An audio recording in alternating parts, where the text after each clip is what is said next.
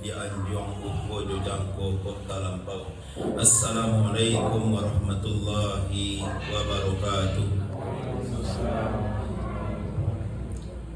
Innal hamdalillah nahmaduhu wa nasta'inuhu wa nastaghfiruh. Asyhadu an la ilaha illallah wahdahu la syarika lah wa asyhadu anna Muhammadan abduhu wa rasuluh. Ya ayyuhallazina amanu taqullaha haqqa tuqatih wa la tamutunna illa wa antum muslimun. Ya ayyuhan nasu taqu rabbakumul ladzi khalaqakum min nafsin wahidah wa khalaqa minha zawjaha wa batha minhuma rijalan katsiran wa nisaa'a wattaqullaha alladzi tasaaluna bihi wal arham innallaha kana 'alaikum raqiba. Ya ayyuhalladzina amanu taqullaha wa qulu qawlan sadida yuslih lakum a'malakum wa yaghfir lakum dzunubakum wa may yuti'illaha wa rasulahu faqad faza fawzan 'azima. Amma ba'd, fa inna asdaqal hadithi kitabullah wa khairul hadi hadi Muhammad sallallahu alaihi wasallam wa syarrul umuri muhdatsatuha fa inna kulla muhdatsatin bid'ah wa kulla bid'atin dolalah wa kulla dolalatin finnar. Yang menghormati ongkongku, buya-buya, para ustaz, suluh bendang dalam negari, suluh nan indah kunjung padam, kapai tompek batanyo, kapulang tompek babarito, ayahnya jani tapian suci minuman anak di nagori. Yang hormati bapak-bapak, angku-angku, nenek mama, nan godang basah batuah, nan godang babingka tanah, nan basah balingkah awah batuah alam ranah Minang. Tarui kepada bongku cadia pandai kayu gadang di tengah koto nan bahurek bahaka tunggang nan bapucuk sabana bule urek tunggang cukam ka bumi pucuk bule cewang kalangi nan badahan cupak jo gantang barang tiang barih jo balabe babungu rimbun de adat babua katonan bana. Yang berhormati ibu kami Bundo Kanduang Limpapeh rumah dan godang Sumarak Anjoh nan tinggi Cahayu rumah selendang dunia Sumarak luak nan tuo. Umumnya jemaah maghrib yaitu musola Nurul Yakin Kota Baranjak. Semoga kita sadonya dirahmati oleh Allah Subhanahu wa taala. Di dalam surah Al-Hadid ayat yang ke-21 Allah Subhanahu wa taala telah berfirman, ba'da a'udzu billahi minasyaitonir rajim, sabiqu ila magfiratin mir rabbikum wa jannatin arduha ka'ardis samai wal ard uiddat lil ladzina amanu billahi wa rasulihi dzalika fadlullahi wa yu'tihi man yasha wallahu dzul fadlil azim. Apa kata Allah Subhanahu wa taala? Sabiqu, itu berlomba-lombalah kalian, ila maghfiratin mir rabbikum, itu kepada ampunan dari Tuhan kalian, wa jannatin, dan berlomba-lombalah kalian kepada surganya, yaitu arduha ka'ardis samai wal ard, yang luasnya surga itu seluas langit dan bumi. Uiddat lil ladzina amanu billahi wa rasuli, yang disediakan oleh Allah untuk orang-orang yang beriman kepada Allah dan kepada Rasulnya. Dzalika fadlullahi, itulah karunia Allah, yu'tihi may yasha, yang diberikannya kepada orang-orang yang dikehendakinya. Wallahu dzul fadlil azim, dan Allah pemilik karunia yang maha besar. Rasulullah sallallahu alaihi wasallam telah bersabda di dalam hadis yang diriwayatkan oleh Imam Tirmizi, dan hadis itu dinyatakan sahih, yaitu oleh Syekh Muhammad Nasiruddin Albani. Su'ila Rasulullah sallallahu alaihi wasallam, yaitu Rasulullah sallallahu alaihi wasallam ditanya oleh para sahabatnya, yaitu an aktsara ma yudkhilun nar, yaitu ditanya Nabi sallallahu, yaitu aksaru ma yudkhilul jannah, yaitu apakah, yaitu yang bisa memasukkan, yaitu orang kebanyakan ke dalam surga. Lalu kata Nabi SAW, taqwallah wa husnul khuluq. Kata Nabi, bertakwa kepada Allah dan berakhlak dengan akhlak yang mulia. Kemudian wasu'ila an aktsara ma yudkhilun nar, yaitu dan ditanya Nabi SAW, apa yang banyak menyebabkan manusia masuk ke dalam neraka. Lalu Nabi menjawab, al-famu wal farj, yaitu mulut dan kemaluan. Nah, itu kata Nabi sallallahu alaihi wasallam. Jadi sesuai judul kita pada malam ini yaitu kunci surga adalah akhlak yang mulia. Kunci surga adalah akhlak yang mulia. Allah SWT berfirman, yaitu surga itu disediakan untuk orang-orang yang beriman kepada Allah dan beriman kepada Rasul sallallahu alaihi wasallam. Lalu Nabi SAW juga mengatakan dalam hadis yang diriwayatkan oleh Imam Tirmizi, apa kata Nabi sallallahu alaihi wasallam? Itu akmalu mu'minina imanan ahsanuhu khuluqa, yaitu iman seorang mukmin yang samparono adalah yang paling baik akhlaknya. Jadi tanda orang itu beriman samparono itu baik akhlaknya, dan akhlak yang baik pula yang banyak memasukkan orang ke dalam surga nantinya.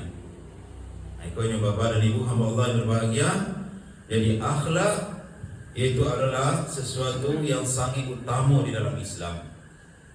Maka Nabi diutus oleh Allah SWT adalah untuk itu. Apa kata Nabi SAW? Innama bu'ithu liutammimma makarimal akhlak. Sesungguhnya aku diutus oleh Allah Ta'ala adalah untuk menyempurnakan akhlak manusia. Jadi Nabi diutus oleh Allah untuk menyempurnakan akhlak manusia. Maka dijadikan Nabi itu oleh Allah yaitu sebagai standar akhlaknya manusia. Apa kata Allah SWT? Laqad kana lakum fi Rasulillahi uswatun hasanah. Jadi dalam surah Al-Ahzab, surah yang ke-33 ayat yang ke-21.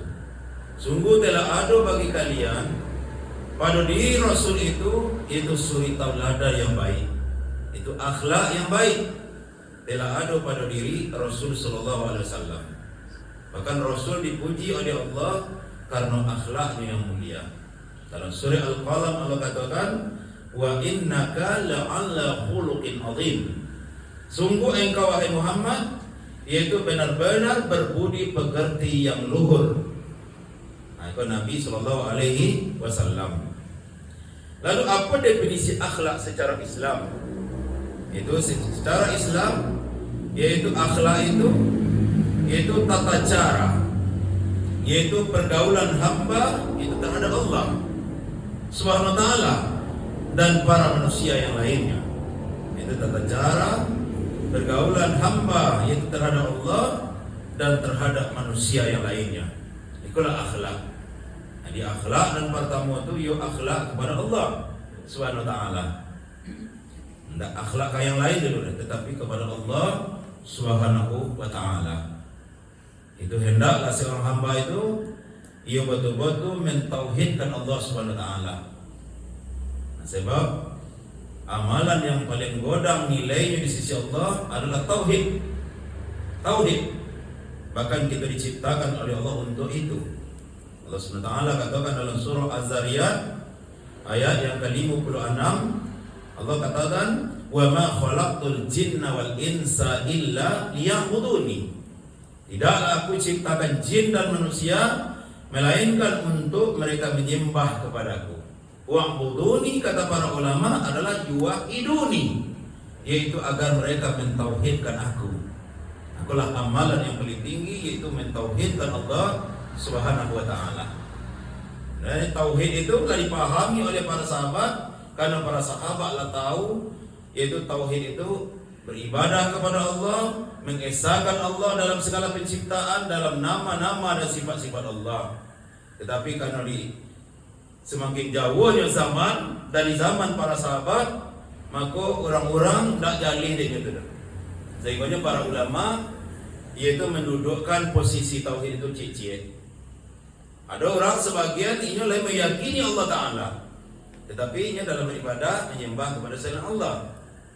Kami lebat tauhidnya gitu. Percaya kami Allah itu Tuhan kami.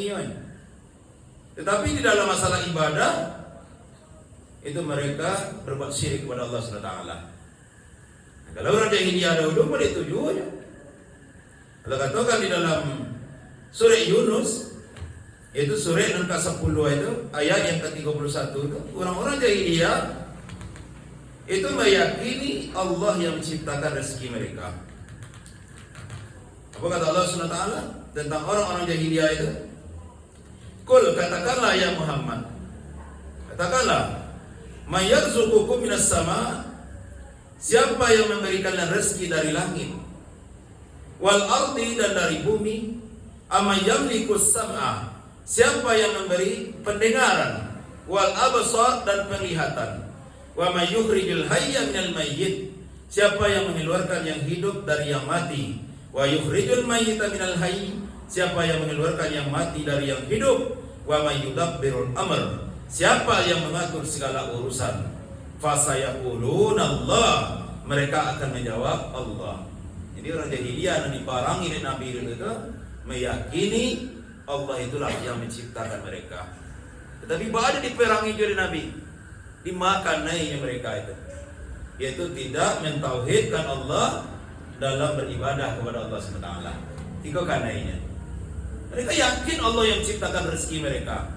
Cuman saja dalam beribadah mereka persekutukan Allah dengan berhala. Asiko kanainya. Kanainya. Nah, pada itulah sebagian masyarakat umat Islam, mereka meyakini Allah Ta'ala, berakhlak kepada Allah Ta'ala, tetapi dalam sesembahan mereka bergantung juga jimai baru.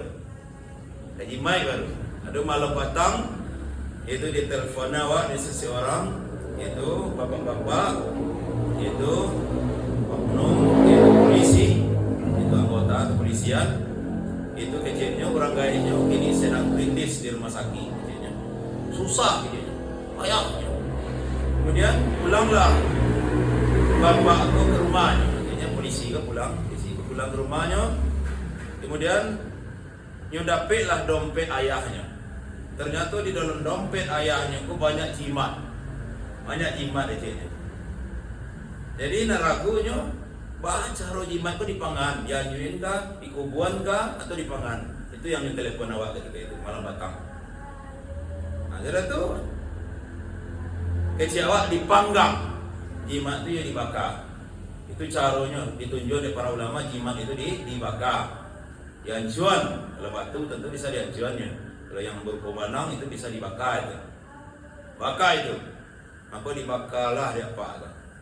Dibakar jimat itu.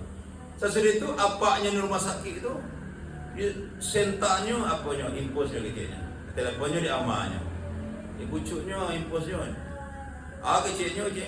Siapa ambil jimat dan dalam dompet, kincian yang ngecek kayaknya berarti kan? Tersintanya, jadi kali bakar jimatnya tu. Berarti ada jinnya yang mengecek mungkin kan? Itu model itulah kira-kira. Jadi ada juga sebagian masyarakat kita yang memakai jimat. Padahal di tengah-tengah masyarakat mungkin mereka berakhlak, elok, santun, ramahnya. Cuman kepada Allah mereka tidak berakhlak. Artinya ada juga sebagian masyarakat kita pakai jimat je baru. Mungkin orang-orang duduk itu entah dulu nak pakai jimat. Artinya, jadi dalam masalah ibadah ko, ia betul-betul perlu kita mentauhidkan Allah Subhanahu wa taala. Kalau nan tauhid uluhiyah namanya. Pun berakhlak awak ke orang, ke Allah lagi berakhlak awak itu tidak. Itu masalahnya. Kemudian kalau tauhidkan Allah dalam ibadah, awak wajib pula mentauhidkan Allah dalam nama-nama dan sifat-sifat Allah. Ada orang ada berbuat syirik dah. Tahunya syirik itu adalah dosa gadang. Tak wajib mainnya dah. Tapi dalam masalah asma wa sifat itu mereka mengingkari sifat-sifat Allah. Satu sifat yang sering diingkari oleh umat Islam yaitu mengingkari Allah Ta'ala beristiwa di atas arasy. Nah, itu Allah itu beristiwa di atas arasy. Nah, orang-orang yang berpaham As-Sa'ari itu tidak percaya Allah itu di atas langit. Kalau Allah itu di atas langit berarti Allah bertempat gitu. Ya pakailah ayat surah ayat sabale itu laisa kamitslihi syai'un wa huwas samiul basir. Allah itu tidak serupa dengan sesuatu gitu.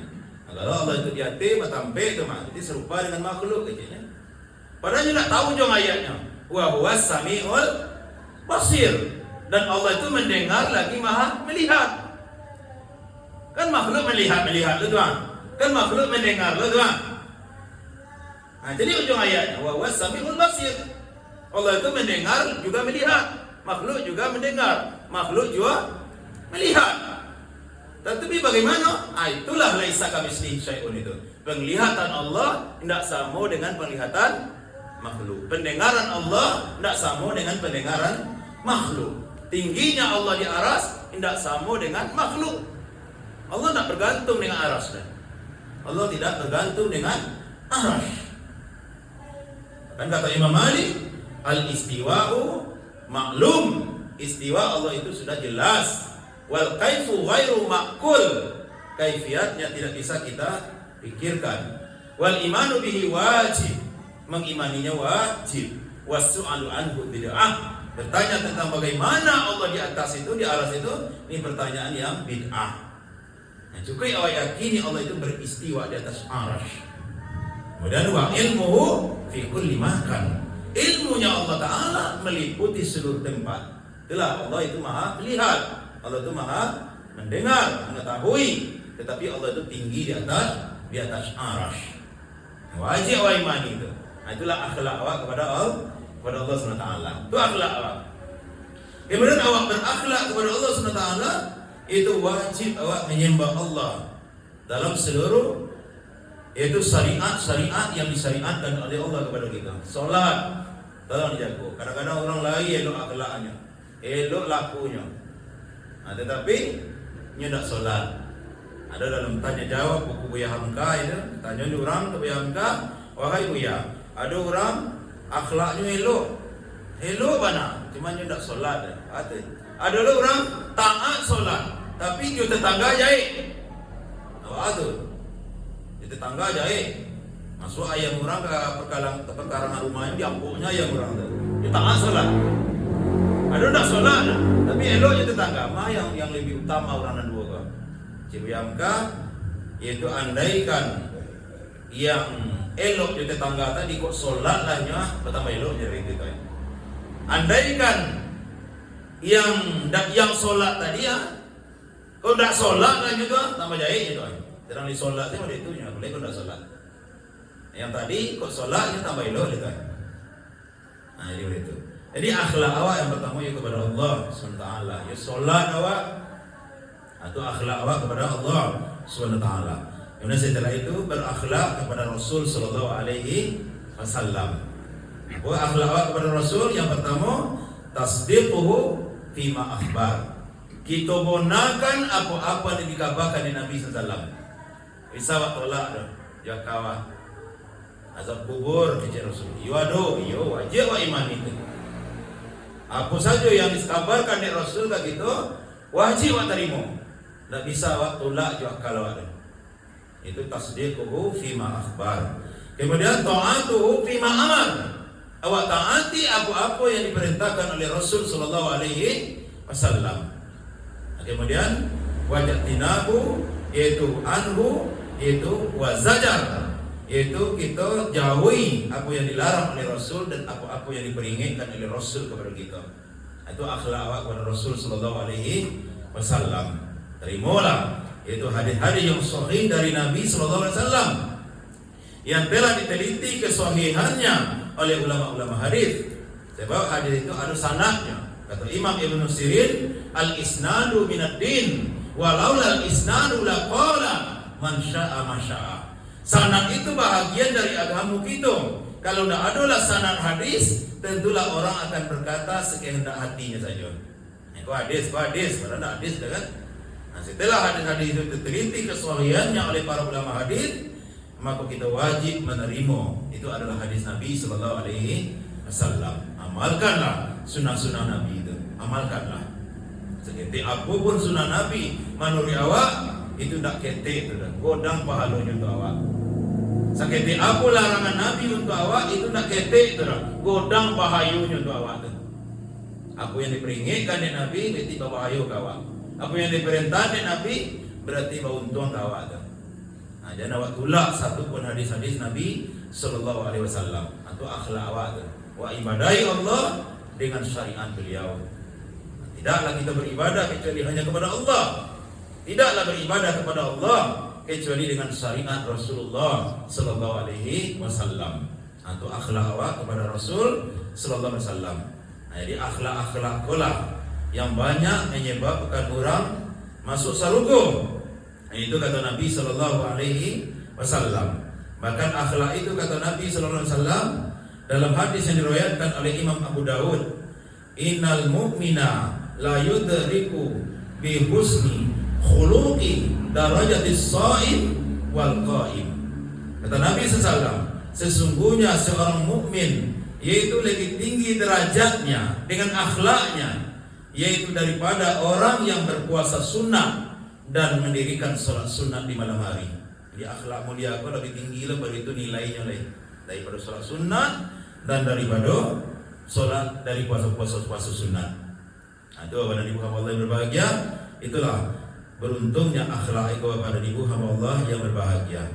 Kemudian kata Nabi SAW diriwayatkan oleh Imam Tirmizi. Kata Nabi SAW, masaiun asqalu fil mizan, yaitu al-mu'mini yaumal qiyamah min khuluqin hasan. Kata Nabi, tidak ada sesuatu yang berat nanti timbangannya di atas mizan pada hari kiamat dibandingkan dengan akhlak yang baik. Nah, boleh timbangannya. Memang ada hadis yang lain kata Nabi, zikir hari itu timbangannya itu kalimatani hafifatani fil lisan thaqilatani fil mizan habibatani ilar rahman subhanallahi wa bihamdi subhanallahil azim. Ada dua kalimat zikir kata Nabi yang ringan di lidah-lidah kalian, tapi berat nanti ditimbang di atas mizan. Sangat dicintai oleh Ar-Rahman. Apa itu kalimatnya? Subhanallahi wa bihamdi subhanallahil azim. Banyak baca itu, baret timbangan awak nanti di atas mizan. Dan di hadis itu dikatakan oleh Nabi, yaitu yang barik pada timbangan di atas mizan nanti, yaitu adalah akhlak yang baik. Akhlak yang baik telah meliputi akhlak yang kita baca tadi kan. Yang pertama akhlak kepada Allah Subhanahu wa taala, yang tauhidkan Allah Subhanahu wa taala. Kemudian itu akhlak kepada Rasul sallallahu alaihi wasallam. Ia berakhlak awak kepada Rasul sallallahu alaihi wasallam, jangan awak pandang remeh sunah-sunah Rasul sallallahu alaihi wasallam. Itu yang pertama dan yang kedua Bapak Ibu. Dan yang ketiga yaitu awak wajib berakhlak yaitu kepada orang lain awak. itu kepada orang gaya awak. Itu berakhlak awak ke Allah, berakhlak awak kepada Rasul, berakhlak awak kepada kedua orang gaya awak. Itu yang kedua. Disebutkan dalam hadis yang sahih yang diriwayatkan oleh Imam Bukhari di dalam kitab Al-Adabul Mufrad. Itu disebutkan dari Abu Walid, itu dari Syu'bah. Walid bin Hudhar akhbarani, telah mengkabarkan kepadaku, sami'tu Abu Amr As-Saibani, yaitu aku mendengar Abu Amr As-Saibani, hadatsana sahibu hadzal dar, telah mengkabarkan kepadaku, yaitu pemilik rumah ini. Sahibud dar, pemilik rumah ini, yaitu yang dimaksud adalah Ibnu Mas'ud, sahabat Nabi SAW. Wa amma biadi ila dar Abdillahi Ibnu Mas'ud, itu Abdullah bin Mas'ud. Sa'altu Nabi sallallahu alaihi wasallam, itu Ibnu Mas'ud pernah bertanya kepada Nabi sallallahu alaihi wasallam. Apa yang ditanyanya? Ayyumal amali ahabbu ilallah, ayyul amali ahabbu ilallah. Amalan apakah yang paling disukai oleh Allah? Apa amalan zahir yang paling dicintai oleh Allah SWT? Itu akhlak ke? Qala, Nabi menjawab, as-salatu ala waqtiha. Amalan yang paling disukai oleh Allah adalah solat pada awal waktunya. Aku apa dan ibu, ya sembahyang awak, jago sembahyang awak, kodape awak sembahyang itu di awal waktu kodape. Nah, itu lebih dicintai oleh Allah Ta'ala. Solat di awal waktu, dan lalaikan solat. Nah, ikut sebagian masjid-masjid di Parancak, tetapi solat tidak ada di situ. Ada suatu musola rancak mana? Seminggu yang lewat itu, waktu situ lewat, situ waktu asar lo masuk kan, berarti waktu musola itu rancak musola le. Uang asar tidak ada orang kampung situ solat. Solat rancak. Kami berdua itu solat itu. Itu di Ranah Minang tuh apa itu? Di Ranah Minang, di Luak Nantigo, di antara Luak Nantigo ada yang seperti itu. Musola rancak, sembahyang asar tidak ada jemaah itu. Di mana lagi sembahyang? Rumah banyak di situ. Sekali yang itu, tak ada solat asar berjemaah itu. Dan disayangkan ya waktu negari Minangkabau yang mengatakan negari orang beradat, yang berakhlak, yang adatnya bersandi syarat bersandi kitabullah, tetapi solat asar tidak ada berjemaah itu. Padahal banyak rumah-rumah yang itu kan. Nah, sementara kata Nabi, amalan yang paling dicintai oleh Allah solat di awal waktu. Qultu summa ai, kemudian Abu tanya ke Ibnu Mas'ud, setelah itu ya Rasul, summa birrul walidain, yang setelah itu adalah berbuat baik kepada orang tua. Nah, itu akhlak tu Pak ni. Babuit bayi awak ke orang gaya awak, tutur kata awak dijago ke orang gaya awak. Sebab orang gaya itu semakin lama, tenaganya semakin lama itu.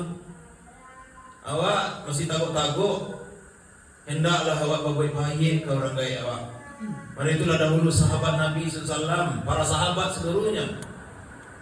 Itu bahkan, itu Abu Hurairah, itu sangat menangi-nanginya berdoa ke Allah supaya ibunya masuk Islam. Abu Hurairah kata, pulangnya dari situ, ternyata ibunya nyodapetkan, tiba di rumah ibunya telah masuk Islam. Abu Hurairah kata. Begitu sahabat-sahabat yang lain, Ibnu Umar itu berserobot dengan seorang Arab Badui. Ditanya di Arab Badui itu, wahai Abdullah, apakah engkau anak Umar bin Khattab? Iyo kecil Abdullah bin Umar. Apa kecil orang Arab Badui itu? Yaitu ayahammu dahulu jo ayah engkau bakawan narik, bakonco pelangkin. Iyo kecil Ibnu Umar. Iyo kecil orang Arab Badui itu. Waktu itu Ibnu Umar mahagiakan hewan tunggangannya ke orang Arab Badui itu. Nah, nyuagiro piti banyak, nyuagiro imamahnya, surbannya, nyuagiro ke Arab Badui itu. Agak kecil orang kayak Ibnu Umar, wahai Ibnu Umar, cukup engkau agia saja Arab Badui itu piti beberapa dirham lah tu. Kadang dia kata, apa kecil Ibnu Umar? Dahulu aku mendengar Rasulullah SAW bersabda ke Ibnu Umar, itu cara berbuat baik kepada orang gaya awak nanti telah meninggal dunia, yaitu dengan baik-baik kepada kawan-kawannya, bahkan dengan anak-anak kawannya. Baik-baik awak, cara baik-baik orang kaya awak yang sudah meninggal, baik-baik awak ke kawan-kawan ayah awak. Itu. Jadi baik-baik ke orang kaya itu sangat godang nilainya di sisi Allah Subhanahu wa taala. Bahkan doa orang kaya itu kejadian Nabi, doa nan sangat makabul. Salasatun da'awatin mustajabatun la syakka fihinna, kata Nabi. Ada 3 doa yang mustajab, yang tak diragukan laido, dan doa itu pasti kabul di Allah Ta'ala.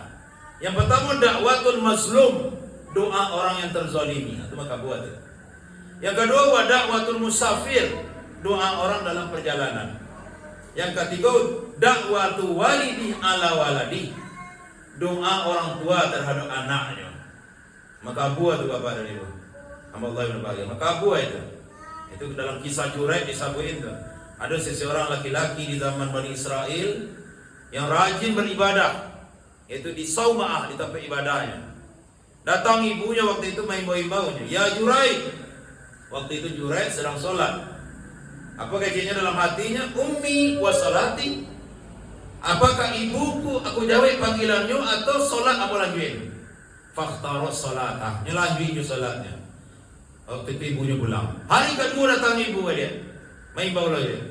Ya Juraid, anna ummuk, saya ibumu. Waktu itu juga cedek Juraid, ummi wa sholati, ibuku atau sholatku. Fakhtaros sholatah, nyelanjutin sholat apa? Balik ibunya. Hari ketiga datang ibunya balik. Ya Juraid, anna ummuk, saya ibumu. Kecilnya Juraid dalam hatinya balik salah sholat dulu ketika itu, ummi wa salati, ibuku atau sholatku. Fakhtaro sholatah, minta rujuk semayangnya. Akhirnya ibunya berdoa ke Allah. Ya Allah, Allahumma, yaitu falatu minhu hatta turiyahul mu'isad. Jangan engkau matikan anakku itu ya Allah, sampai dia difitnah oleh seorang wanita pelacur. Di doaan buruk di ibunya. Akhirnya kata Nabi SAW, keluarlah dari kampung itu seorang perempuan yang cantik. Kemudian datang kepada Juraid, nyerayu-rayulah Juraid wanita tadi. Tapi Juraid tak amu ada, tak tergoda Juraid orang. Akhirnya wanita itu datang menemui seorang pengembala kambing. Akhirnya rayu-rayu pengembala kambing tadi, akhirnya sampai berzina dengan pengembala kambing. Kemudian hamil. Setelah itu 9 bulan dia melahirkan. Kemudian ditanya di orang kampung, dengan siapa engkau berzina? Akhirnya itu min sabi hazard dair, yaitu saya telah berzina, yaitu dengan pemilik tempat ibadah itu, dengan Juraid dia berzina. Akhirnya Juraid ditinjunya oleh orang kampung. Akhirnya musola Juraid dihancurkan oleh orang kampung ketika itu. Waktu itu Juraid tersenyum, fatabassama, tersenyum Juraid. Apa yang membuat tersenyum? Tak ingin dia doa ibunya. Ibunya dahulu pernah berdoa, jangan engkau matikan dia ya Allah sampai dia difitnah oleh wanita lacur. Akhirnya doanya dikabulkan oleh Allah Ta'ala. Tak ingin doa itu Juraid. Ikulah menyebabkan ambo karena itu ditinju orang pemakti. Akhirnya waktu itu dipanggil Juraid orang kampung itu, mana bayi yang lahir itu? Dibawa tadi orang bayi itu ke hadapan Juraid. Waktu itu ditanya oleh Juraid, yaitu anak bayi tadi, itu ditanya sobi itu, man abu, siapa ayahmu? Apa kata bayi itu? Yaitu abi roni doni, bapakku seorang pengembala kambing. Itu bayi tadi. Dan ternyata Juraid dibela oleh Allah jadinya. Itulah karomah yang Allah berikan kepada Juraid. Mengejek bayi itu baru lahir. Bapakku seorang pengembala kambing. Akhirnya waktu itu, agak orang kampung, kini kami bangunkan musola engkau hai Juraid, minat dahab dari emas, wal fiddah dan dari perak. Dibangun musola Juraid dari amin. Dia orang minta maaf orang tu. Itu namanya ganti labo, udah ganti rugi kan? Udah diganti tapi ganti rugi, ganti rugi dah baru. Ganti labo, ganti labo. Apa kata Juraid? Lah, tak usah. Itu walakin uidu turaban, akan tetapi bangunkan kembali dari tanah, kamakana, sebagaimana kalian hancurkan. Dari tanah salah dia. Akhirnya dibangunkan balik dari tanah daerah kampung tadi. Kemudian itulah kisah seorang ibu yang telah mendoakan anaknya dengan doa keburukan, Maka hendaklah setiap awak mendoakan anak-anak awak dengan doa kebaikan. Dan hendaklah bagi awak yang masih punya orang gaib, tolonglah berakhlak awak kepada orang gaib awak, kepada ibu awak, kepada apa awak, berakhlak awak. Itu pahala yang sangat kodang nilainya, yang menyebabkan masuknya yaitu orang ke dalam surga dengan berbaik-baik kepada ibu bapa. Kata Nabi SAW, itu ibu dan ayah itu adalah dua pintu surga, kata Nabi.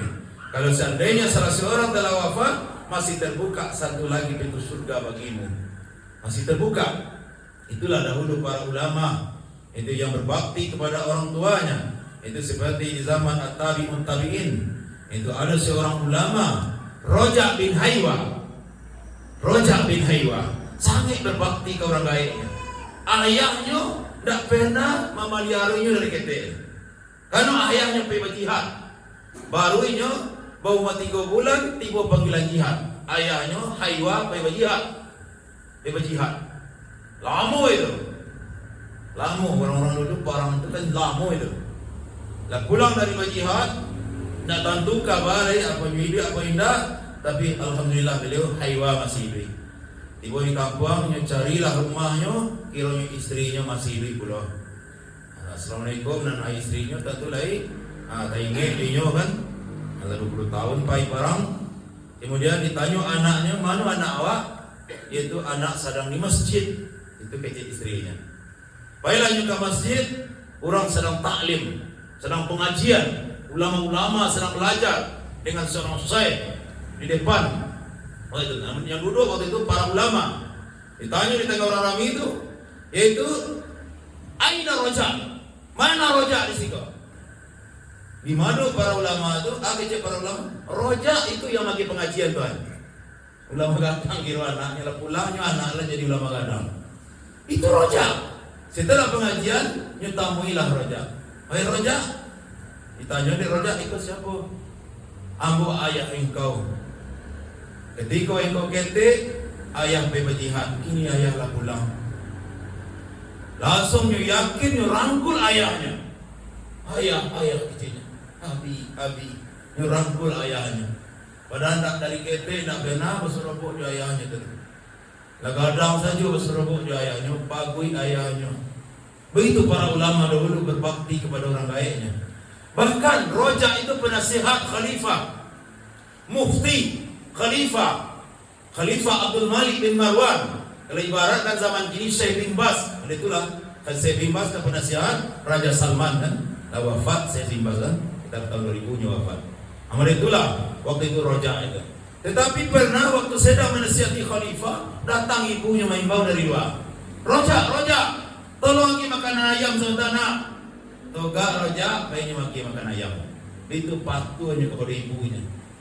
Padahal sedang menasihati khalifah, menteri-menterinya nasihati itu. Datang ibunya minta tolong lagi makan ayam sebentar. Taganya nyetinggan khalifah itu, bayinya maki makan ayam. Begitu para ulama Saiswa berbakti kepada orang gaibnya. Maka beruntunglah orang gaib yang memiliki anak-anak yang soleh. Memiliki anak-anak yang soleh, yang doanya anak soleh itu akan sampai kepada orang gaibnya. Sekalipun orang gaibnya lah meninggal bakalang tanah. Kata Nabi SAW, izal matal insanu qata'a amaluhu illa min thalathatin. Ketika meninggal manusia itu terputus seluruh amalan kecuali 3 perkara. Illa min shadaqatin jariyah, sedekah jariyah, atau ilmin yuntafa'u bi, ilmu yang memberi manfaat, atau waladin sholihin yad'ulah, anak yang soleh makan orang tuanya. Nah, beruntunglah orang gaib yang memiliki anak yang soleh. Itu akhlak juga Pak dan Ibu. Kalau akhlak mulia yang menyebabkan orang masuk surga. Yang pertama, yuk akhlak kepada Allah, bertauhid awak, beribadah awak, kemudian akhlak kepada Rasul, taat awak kepada sunnah-sunnah Rasul, kemudian berakhlak kepada kedua orang gaib awak. Yang sampai durako ke orang gaib, yang sekali-kali durako ke orang gaib. Kau inyolah wafat orang gaib awak, doakannya selalu, jangan sampai lupa awak mendoakan orang gaib awak. Itunya Bapak dan Ibu hamba Allah yang berbahagia. Kemudian selanjutnya adalah akhlak, yaitu kepada tetangga.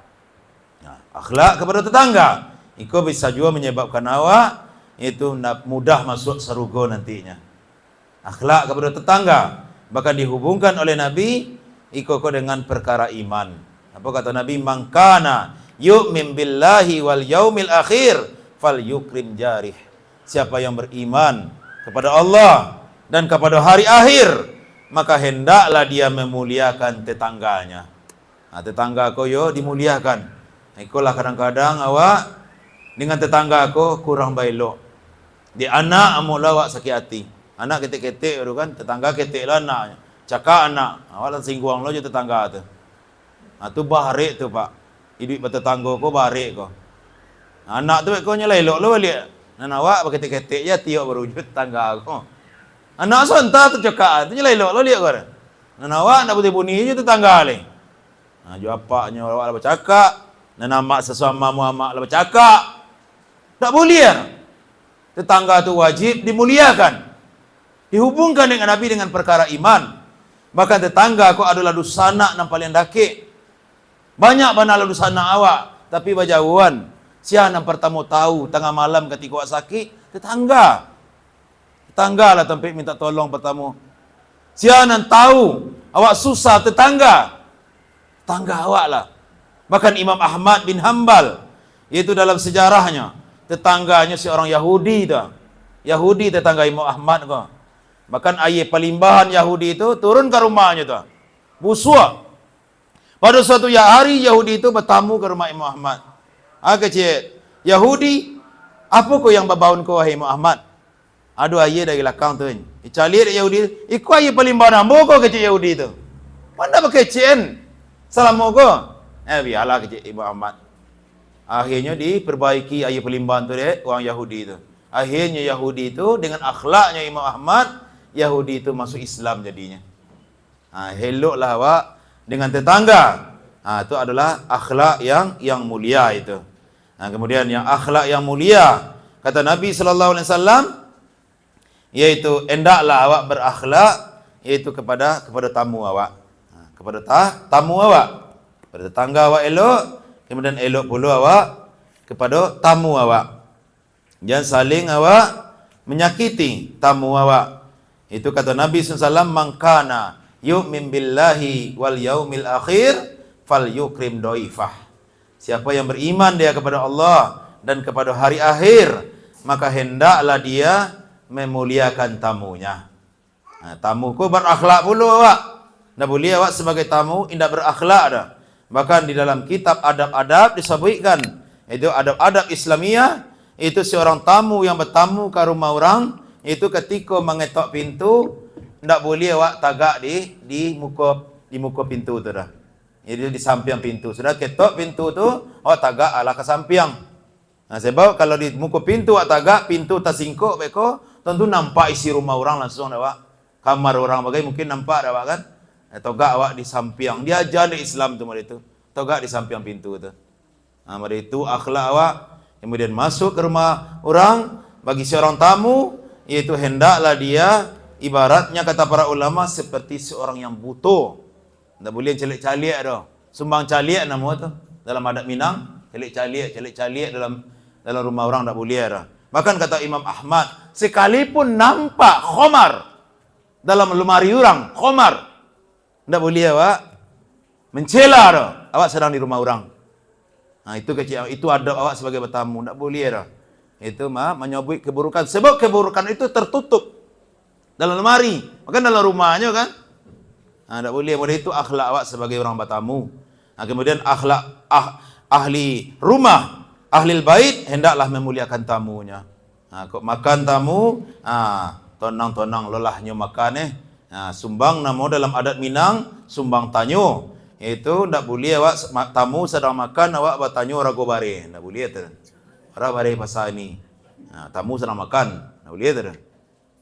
Itu tamu namanya itu sumbang awak bertanyo-tanyo itu tu. Tu sumbang-sumbang caliak iaitu tamu sedang makan, awak mencelik-celik jam. Itu nyuruh tamu pail itu.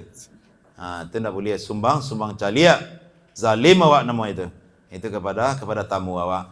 Kemudian yang termasuk adab yang menyeluruh di dalam Islam, yaitu adalah adab berbicara. Adab berbicara. Man kana yu'min billahi wal yaumil akhir, yaitu falyakul khairan aw liyasmut, kata Nabi. Barang siapa yang beriman kepada Allah dan hari akhir, maka hendaklah dia berbicara yang benar. Kalau tidak bisa mengecek nan bona, itu lebih baik diam. Jadi ucapan yang tidak baik itu akan merusak akhlak awak dan mungkin awak akan dituntut nanti di akhirat. Kata Nabi SAW, atadaruna mal muflis, tahukah kalian wahai sahabatku, orang yang bangkrut, orang yang failit? Apa kata para sahabat? Am-muflis fina la dirhalahu walal mata. Orang yang bangkrut menurut kami tidak punya uang, tidak punya harta. Apa kata Nabi? Innal muflis min ummati ya'ti yaumal qiyamah bis salatin waz zakatin wasiyamin. Orang yang bangkrut di kalangan umatku punya pahala salat, punya pahala zakat, punya pahala puasa yang banyak. Fayati faqad satamahaza. Tetapi di dunia pernah mencela orang ini. Mencela orang di dunia. Kemudian wa akala malahaza, memakan harta orang ini secara zalim. Wa daraba haza, memukul orang ini. Kemudian wa sakata mahaza, menumpahkan darah orang. Aku dosa-dosanya kau orang sesadonya, akhlak kau orang kanai. Apa kata Nabi SAW? Fayati haza min hasanati wa hadza min hasanati wa hadza min hasanati. Akhirnya kebaikan-kebaikan ini dan ini dibagi-bagikan kepada orang-orang yang terzalimi. Karena itu karena tidak berakhlak kan. Kalau solat awak bagi-bagian ke orang. Kau orang yang awak sakiti dengan lidah awak. Kau orang yang terzalimi haratonya di awak. Mungkin tanah orang tak ambil di awak. Itunya. Atau utang tak bayi-bayi ya. Utang tabik layi, utang tak bayi-bayi ya. Tak boleh itu dah. Kemudian pernah mungkin orang terzalimi di awak. Dalam hal-hal yang lain tak tinju orang di awak. Besok nanti awak dituntutnya di akhirat. Abi pahala awak bagi-bagian ke orang tadi. Sampai abi pahala dibagi-bagikan. Akhirnya tidak ada oleh kata Nabi. Masih ada orang yang menuntut awak karena tidak berakhlak. Akhirnya kata Nabi, fakhidha min khotoyahum. Akhirnya diambillah dosa-dosa mereka. Dosa orang tu diambil awak. Thumma turiha alaih. Akhirnya dosa orang pun dipindahkan kayaknya. Akhirnya kata Nabi, thumma turiha finnar. Akhirnya orang ikolah yang dicampakkan ke neraka. Akulah orang yang bangkrut bapak dan ibu. Bangkrut di akhirat. Karena tidak berakhlak kepada sesama manusia. Ke Allah mungkin nyolah bertauhid. Ke Rasul mungkin nyolah mengagungkan sunnah Rasul. Tetapi kepada manusia nyo tidak berakhlak. Karena ijuannya. Jadi seimbang kasadonyo. Artinya akhlak ke Allah, iyo. Akhlak ke Rasul, iyo. Ke orang, iyo. Utamun ke orang gaya awak dulu. Kemudian akhlak kepada manusia-manusia yang lainnya. Ikolah amalan yang kecil orang ringan amalan iko. Tapi mengarajukannya barik.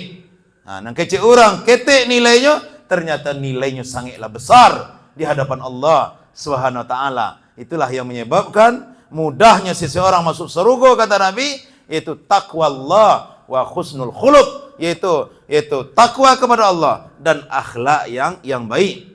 Abah dan ibu hamba Allah yang berbahagia. Itulah kaji kita pada malam kini yaitu amalan, yaitu kunci surga dan paling besar, yaitu bertakwa kepada Allah, kemudian wa husnul khuluq, dan berakhlak yang baik, itu kepada Allah, kepada Rasul, kepada orang tua, dan kepada manusia-manusia yang lainnya.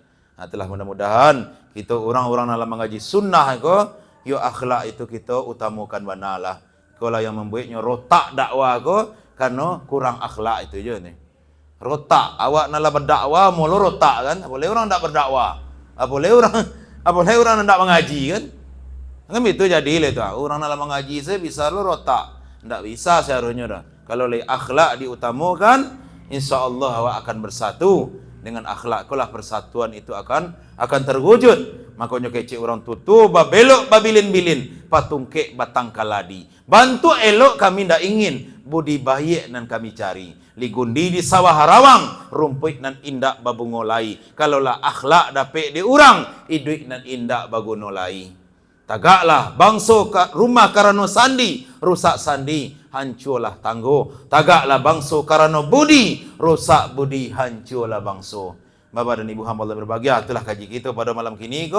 Subhanakallahumma wa bihamdika asyhadu an la ilaha illa anta astaghfiruka wa atubu ilaik. Banyak sirih di balai, sekian saja dalam Cerano. Banyak uranan pandai, segitulah saja dari ambo. Kalau lawah di Pulau Rimbang, anak rusuh mati tadabia. Jika gawah indak tertimbang, jika dosa ampunan labia. Assalamualaikum warahmatullahi wabarakatuh.